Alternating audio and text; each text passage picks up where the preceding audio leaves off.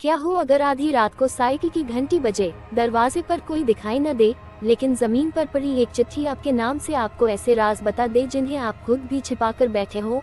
और उस चिट्ठी में लिखा हो कि अगर सच जानना है तो जंगल के बीच बने पुराने डाकघर के पीछे बरगद के पेड़ पर ठीक 1 बजे पहुंचना, वरना अगली सुबह आपका नाम सिर्फ एक लाश के रूप में लिया जाएगा।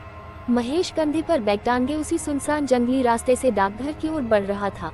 हाथ में पोस्टिंग की चिट्ठी थी और मन में अजीब सी बेचैनी। चौराहे पर पहुंचकर वह रुका क्योंकि चिट्ठी में लिखा था चौराहे से डाकघर जाने वाला रास्ता पकड़ लेना, लेकिन कौन सा रास्ता यह नहीं लिखा था। तभी उसकी नजर एक जर्जर बोर्ड पर पड़ी जिस पर डाकघर का इशारा था और उसने राहत की सांस ली। करीब 15 मिनट बाद जंगल के बीच उसे एक पुराना सा डाकघर दिखाई दिया जिसके बाहर एक दुबला पतला आदमी खड़ा था। उसने पूछा, क्या आप ही नए डाक बाबू हैं? महेश ने हाँ कहा तो वह बोला, मैं आपका शागिर्द राजू हूँ, लेकिन साहब मैं रात में यहाँ नहीं रुक सकता। ये कहकर वह जल्दी से चला गया और महेश को उसकी बात बहुत अजीब लगी। डाकघर अंदर से साफ था पर बहुत पुराना, जैसे कई सालों से समय वहीं अटका हो। रात होते ही सियारों के रोने और कुत्तों के भौंकने की आवाजें आने लगी और फिर महेश को तेज सांसों की आवाज के साथ साइकिल की घंटी सुनाई दी। वह डर गया और बिस्तर पर पड़े पड़े पूरी रात जागता रहा। सुबह चाय की टपरी पर गाँव वालों ने जब सुना कि वह डाकघर में रुका था तो सब उसे घूरने लगे और बोले कि जो भी डाक बाबू आता है एक रात से ज्यादा नहीं टिकता। उसी दिन गांव में विपुल को एक चिट्ठी मिली जिसमें लिखा था कि 5,000 रुपए चाहिए तो रात 1 बजे बरगद के पेड़ पर आना। लालच में वह गया और जंगल में उसे बार बार साइकिल की घंटी सुनाई देती रही। बरगद के पास पहुंचते ही कुत्तों का झुंड उस पर टूट पड़ा और उसकी चीख पूरे जंगल में गूंज गई। अगली सुबह उसकी लाश मिली तो गाँव में दहशत फैल गयी। लेकिन कहानी यही नहीं रुकी। अगली रात मुखिया की बेटी नुपुर और उसका पति बलदेव को भी ऐसी ही चिट्ठी मिली और वे भी उसी जगह गए और उनकी भी वही हालत हुई। अब गांव में डर साफ दिखाई देने लगा। तब मुखिया ने महेश को गायत्री और उसके बेटे आर्यमन की कहानी बताई कि आर्यमन गांव का पहला डाक बाबू था जिसने मेहनत से पैसे जोड़कर मुखिया का बड़ा घर खरीदना चाहा, लेकिन मुखिया, बलदेव और विपुल ने मिलकर उसे धोखे से मार डाला और उसकी लाश बरगद के पेड़ के नीचे फेंक दी। तब से हर डाक बाबू को रात में साइकिल की घंटी सुनाई देती है।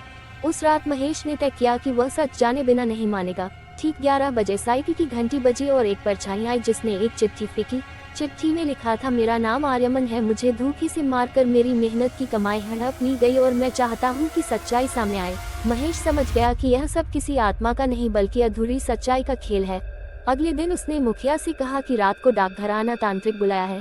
रात को मुखिया आया और तभी साइकिल की घंटी बजी। वही आकृति सामने आई और मुखिया डर गया। उसी समय छिपा हुआ कोतवाल बाहर आया और बोला, मैंने सब सुन लिया है। मुखिया भागने लगा लेकिन अचानक वह जोर से जमीन पर गिर पड़ा और उसकी मौत हो गई। सच्चाई गांव के सामने आ गई और कोतवाल ने बयान लेकर आर्यमन की मां गायत्री को वही बड़ा घर रहने को दे दिया। लेकिन महेश के मन में एक सवाल अभी भी जिंदा था कि साइकिल की वह आकृति कौन थी जो हर बार चिट्ठी फेंककर गायब हो जाती थी।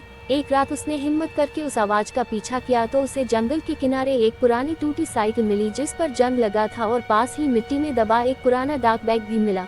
बैग के अंदर कई अधूरी चिट्ठियां थी जिन्हें कभी भेजा ही नहीं गया था।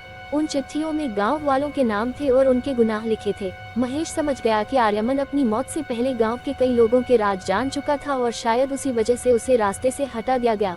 अब जो भी चिट्ठियां लोगों तक पहुंच रही थी वे उसी अधूरे सच का हिस्सा थी। धीरे धीरे गांव वालों ने अपने पुराने गुनाह कबूल करने शुरू कर दिए क्योंकि डर उनके सिर पर सवार था और डाकघर जो पहले डर का अड्डा था अब सच सामने लाने की जगह बन गया। रात में जब भी साइकिल की घंटी बजती महेश डरता नहीं था बल्कि उसे लगता था कि आर्यमन की आत्मा अब शांत है क्योंकि उसकी मां अपने घर में है और सच सबके सामने आ चुका है। अगर आपको ऐसी रहस्यमयी और डर से भरी कहानियाँ पसंद है तो अभी हमारे YouTube चैनल को सब्सक्राइब जरूर करें ताकि आप ऐसी कहानियाँ मिस न करें।